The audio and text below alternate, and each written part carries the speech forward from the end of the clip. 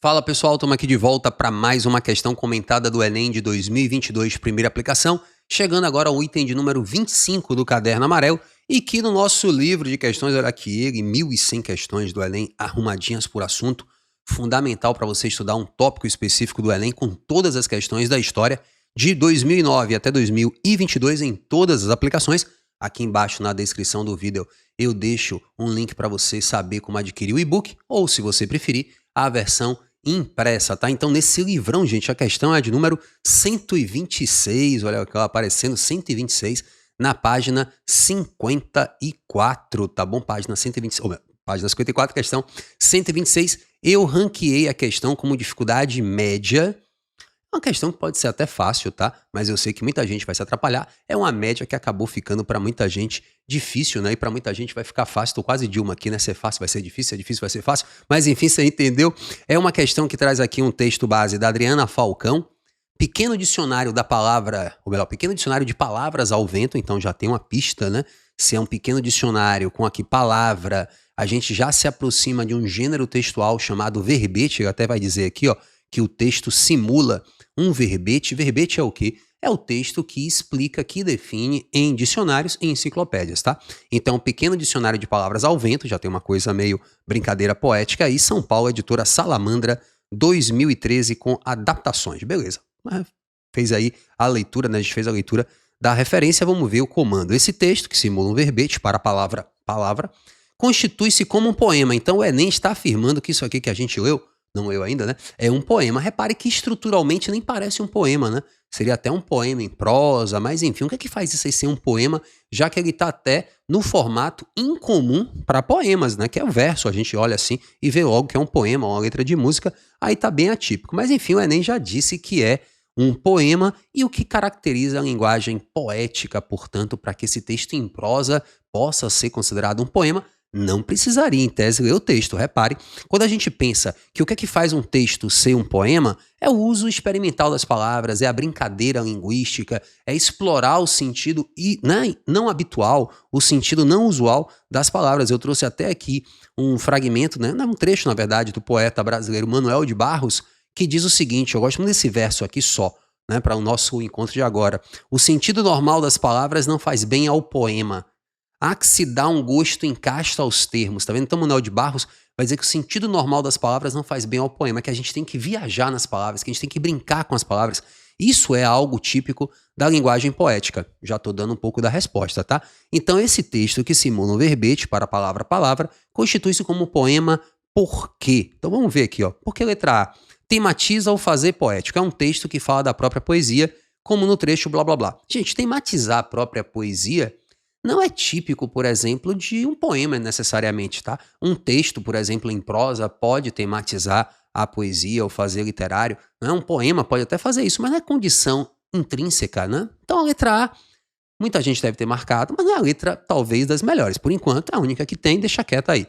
Utiliza o recurso expressivo da metáfora. Utilizar recursos expressivos, né, brincar com a linguagem, é algo típico, de fato, do texto poético. Então a letra B, nessa disputa aí, já está melhor do que a letra A. Valoriza a gramática da língua. Aí não, a gramática da língua ela pode ser observada por um poema, mas o poema pode quebrar certas regras. Inclusive, de novo, Manuel de Barros, mais uma vez o Manuel de Barros, ó, ele diz aqui no texto, em determinado momento assim, ó, cadê? Não existir mais reis nem regências. Uma certa liberdade com a luxúria convém. Quando ele fala não existir mais reis nem regências, eu penso muito na ideia de não existir regra, né? Que a regra para o poeta, muitas vezes, é para ser quebrada.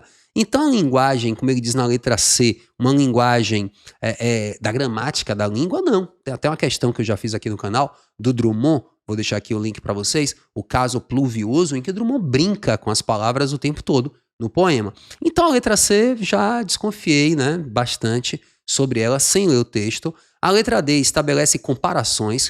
Comparação à figura de linguagem, podia ser, tá, tudo bem. Estabelecer comparações, fazer metáforas, ainda que a metáfora seja uma linguagem muito mais poética do que a comparação. Posso fazer uma comparação objetiva, mas tudo bem, não está errada não a opção de todo. E apresenta informações pertinentes a um conceito. Gente, isso aqui não, isso aqui é o sentido tradicional de um verbete, né? O sentido usual de um verbete é trazer, de fato, informações, uma objetividade ao texto. Então veja que sem ler o texto eu já estou inclinado a marcar a letra B aí na jogada. Eu vou ler o texto para que a gente possa esclarecer qualquer dúvida que porventura ainda persista. Mas vamos ver aqui, ó. Palavra. As gramáticas classificam as palavras em substantivo, adjetivo, verbo, advérbio, conjunção, pronome, numeral, artigo e preposição.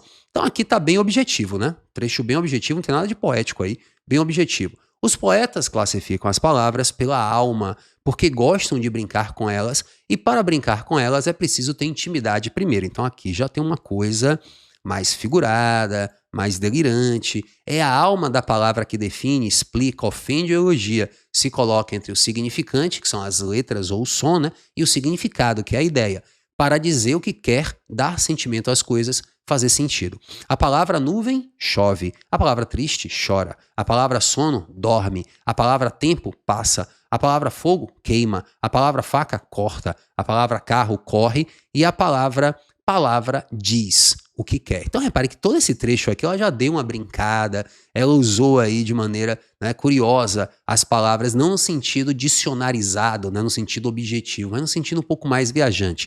O que quer? E nunca desdiz depois. Né? As palavras têm corpo, acho que aqui tem uma pontuação equivocada, né? A palavra diz o que quer, né?